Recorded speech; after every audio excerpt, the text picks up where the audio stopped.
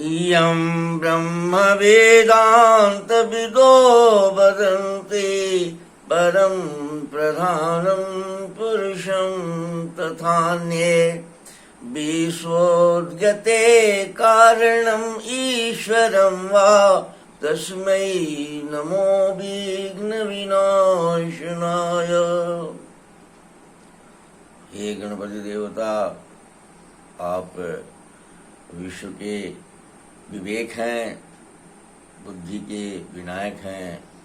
आप बुद्धि तत्व के रूप में वर्तमान हैं, विवेक तत्व के रूप में भी वर्तमान हैं। सारे तत्वों में ये का कॉन्शसनेस आपके पास है, लेकिन माता ने आपको विवेक तत्व के रूप में सृष्टि में स्थापित किया है और आपको जिम्मेवारी सौंपा है ब्रह्मांडीय परिष्कार का।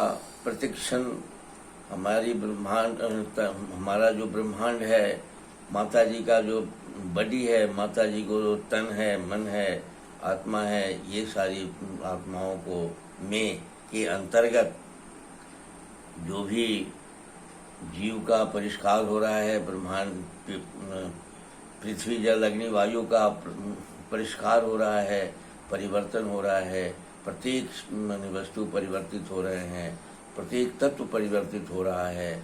ऐसी स्थिति में आपका व्यापक कार्यक्रम में का कार्य है और प्रत्येक क्षण प्रति क्षण आप नवीन परिष्कार की ओर आगे बढ़ रहे हैं। यद्यपि कि माता ने सारी व्यवस्था को ऑटोमेटिक स्वचालित शैली से संचालित करने वाली व्यवस्था कायम की है। प्रकृति चक्र में पृथ्वी जल अग्नि आकाश का जो परिष्कार चल रहा है, नित्य प्रति रूप बदल रही है। प्रत्येक अणु सक्रिय होकर प्रतिदिन अपना रूप बदल रहा है, एक दूसरे के साथ जुड़ के और एक नया शकल सूरत ले रहा है। पेड़ पौधे प्रतिक्षण बनते और मरते रहते हैं। जीव भी कभी जीवन और मृत्यु का क्रिया प्रतिक्षण चलते रहता है। पूरे ब्रह्मांड जो है, जहाँ विज्ञान के अनुसार ब्रह्मांड की जो शकल सूरत जब माता ने सृष्टि की रचना की इच्छा की थी, उस समय जो था उससे बहुत ही भिन्न हो गया है। और इसका उस समय से ही ये परिष्कार करते करते माता की क्या इच्छा है, लक्ष्य क्या है, ये तो जीव होने के नाते हम लोग नहीं समझ सकते। जीव के बस की बात नहीं है, क्योंकि उसके बॉडी के अंतर्गत के हम लोग ये सारा क्रियाकलाप है। लेकिन इतना जरूर है कि वह माता प्रत्येक अणु में चैतन्यता के साथ जुड़ी हुई है। आप सब चैतन्य के साथ जुड़े हुए हैं। विवेक युक्त सृष्टि की रचना में ऑटोमेटिक स्वचालित शैली से जो भी हो रहा है उसके आप प्रबंधक हैं। और आपके साथ आप जो हैं शरीर के निर्माता के रूप में वायु हो जाते हैं। अग्नि के माध्यम से शरीर का तन का बनाने वाले भी हो जाते हैं, मन का भी बनाने वाले हो जाते हैं। स्थूल और सूक्ष्म दोनों ही निर्माण के साथ, दोनों ही तत्वों में आपकी एक हर जगह एक चैतन्यता, पावर ऑफ इंटेलिजेंस की स्थिति आपकी देखी जाती है। इसलिए आप कुछ उपयुक्त जगह हैं, उपयुक्त देवता हैं। हम मनुष्य के ओर से प्रार्थना सुनने का आप ही जगह है जिसको की प्रार्थना की जा सकती है। बाकी सारे देवता आपके अधीन निर्मित परिष्कृत देवता हैं। आप उनके परिष्कार के लिए आप परिष्कृत किए हैं, आप परिष्कृत करता हैं। इसलिए आप थोड़ा सा कृपा करें कि मनुष्य स्वास्थ्य की रक्षा, यानी अपने स्वास्थ्य की रक्षा के प्रति चैतन्य हो जाए, अपने स्वास्थ्य के प्रति वह सजग रहे और अपने नौ तत्वों से जो वो बना है, वो नौ तत्वों के प्रति समझदार हो जाए और वह आत्म तत्व के साथ जुड़कर और आपके देख रेख में, माता के सेवा में आपके ही साथ साथ वह भी मनुष्य भी लगा रहे। इस तरह से कोई ऐसा आप कोई ऐसा उपाय कर दीजिए जिसमें कि मनुष्य में ये चेतनता आ जाए। आज मनुष्य बुद्धि, चित्त, चेतन, अहंकार, विवेक में और बिल्कुल कोई कार्य लगता है कि नहीं किया है। अगर जो कोई इस क्षेत्र में कर रहा है तो इस तरह से कहीं कोई पता भी नहीं है। संभव है पता सबका, इतनी बड़ी विशाल ब्रह्मांड है, विशाल भारत है, विशाल विशाल बहुत है, बहुत प्रत्येक व्यक्ति अनूठा है। कौन कहाँ कितना ताकतवर और कितनी समझदार, कितना इंटेलिजेंस है, इसका पार पाना तो कठिन है। लेकिन जितनी दूर में कुआं के वेंग के जैसा जितनी दूर में मेरी समझदारी है, लगता है कि भारतवर्ष में जब पत्र पत्रिकाएं हमारे हमको 98% बीमार कर दी है, भूत के प्रभाव से, भूत के आवेश से 98% हम बीमार हैं। भविष्य की चिंता से, जिसका कि कोई अता पता नहीं है मनुष्य को, उसके नाहक चिंता में बीमार है। ऐसी परिस्थिति में इस मनुष्य की जो हालत बिल्कुल तमाशा के जैसा बन गया है। इसको यह भी पता नहीं कि साहब बीत गया, वो लौट के नहीं आएगा। जब लौट के नहीं आएगा तो उस पर बहुत ज़्यादा विचार करके और तुम बीमार क्यों पड़ रहे हो।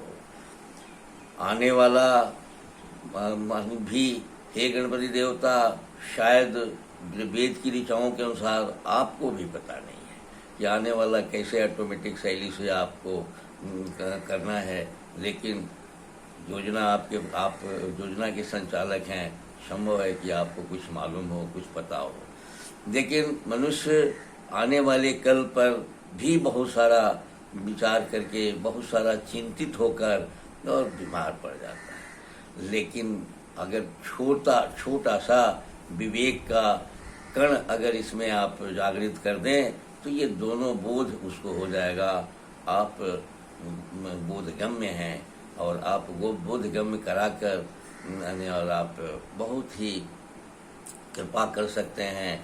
मनुष्य को साक्षात परिष्कृत करके एक खूबसूरत प्राचीन काल का में जो सभ्य जीवन जो हमारे ऋषियों ने स्वीकार किया था, संस्कृत की, साहित्य की विकास किया था, संवेदनाओं के आधार पर हमारी सारी सृष्टि की सारी संस्कृति बनी थी और सेवा, त्याग, प्रेम, करुणा, स्वतंत्रता और निर्भयता के गुण से हमारे समाज देवत्व को प्राप्त करने की प्रवृत्ति और प्रक्रिया में था। प्रत्येक व्यक्ति को हमारे यहाँ नर को नारायण कहा गया है।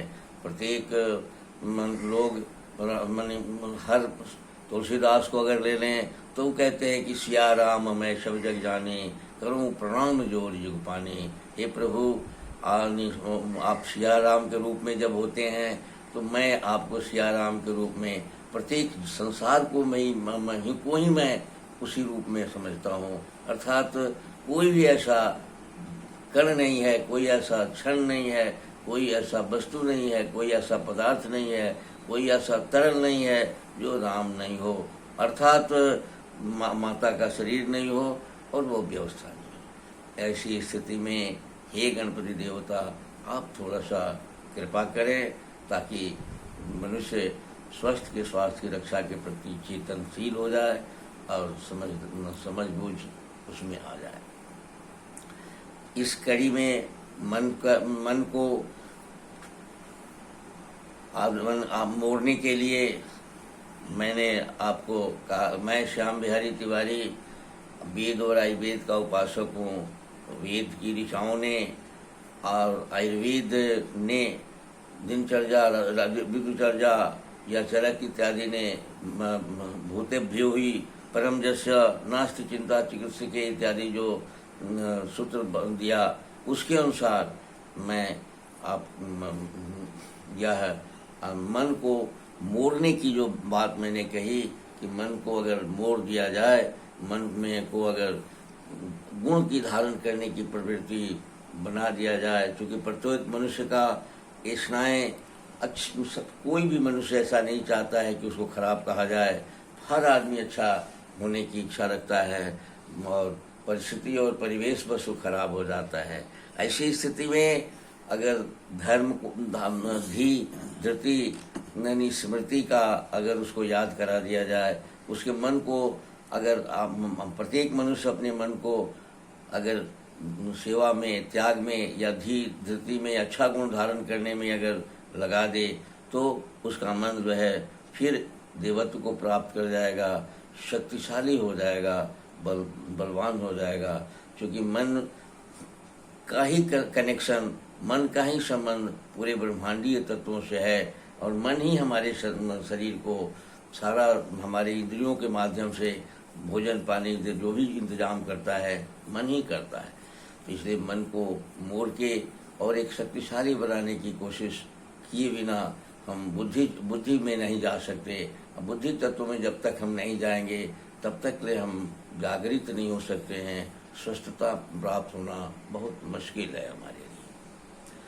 ऐसी परिस्थिति में आप सबका कर्तव्य हो जाता है कि आप प्रतिदिन प्रतिक्षण अपने स्वास्थ्य के प्रति थोड़ा सा चिंतित मत होइए, चिंतन कीजिए और अपने खान पान रहन सहन को थोड़ा सा जहर मुक्त करने की कोशिश कीजिए और काल के अनुसार आप अपने को, जैसे सूरज जब उगता है तो आप भी उग जाइए, आप भी प्रकाश जग जाइए।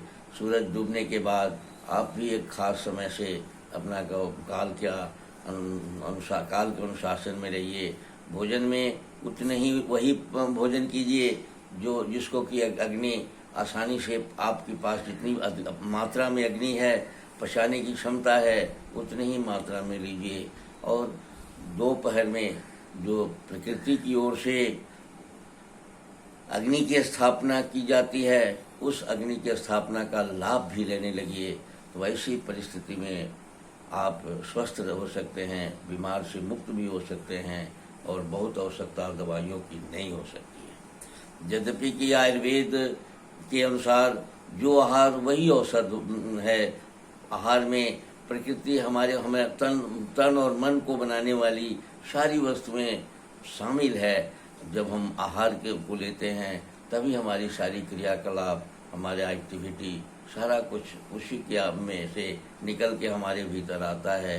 तो वैसी स्थिति में हमें उसकी भी सुरक्षा, उसका भी आदर, उसकी भी व्यवस्था दी जानी चाहिए। हम अपनी संस्कृति को आप ध्यान में रखेंगे तो पाएंगे कि कई व्रत त्यौहार ऐसे बनाए गए हैं जिनमें सारी वस्तुओं का, खाने पीने की जितनी वस्तुएं थी सबका प्रदर्शन किया जाता था। जैसे अभी पितृपक्ष है, इसमें जीवित पुत्रिका नाम की व्रत हमारी माताएं करती है और जब पूरी शाकंबरी का रूप जो है सब साग पाक सब्जी सारे जितना इंतजाम होना करते हैं, जितने रुखड़े पदार्थ हैं, मड़ुआ मकई मसूरिया सारे अन्य मोटे पदार्थ का भी वो इसमें करते हैं, मड़ुआ इत्यादि का प्रवेश कराते हैं।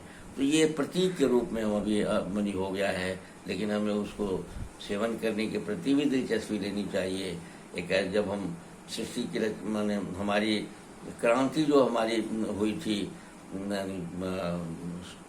जेपी की क्रांति हुई थी, उसके बाद सब कुछ हमारे नष्ट खान पान रहन सहन की संस्कृति पूरी हमने जानबूझकर बदलने के होड़ में कि हम पुराना सड़ा गला है नया कर दिया जाए, तो नए होड़ में हम ऐसा कर रहे थे।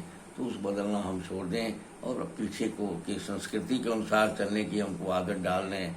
ऐसी स्थिति जब हम बना लेंगे तो सब स्वस्थ हो जाएगा। इसी के साथ आज का यह कार्यक्रम आपको समर्पित करता हूँ। आपसे आग्रह करता हूँ कि आप चैतन्यतापूर्वक अपने स्वस्थ होने की चिंतन कीजिए। ईश्वरीय शक्ति आपके साथ जुड़कर और आपको स्वस्थ बनाने में अवश्य मदद करेगी। धन्यवाद।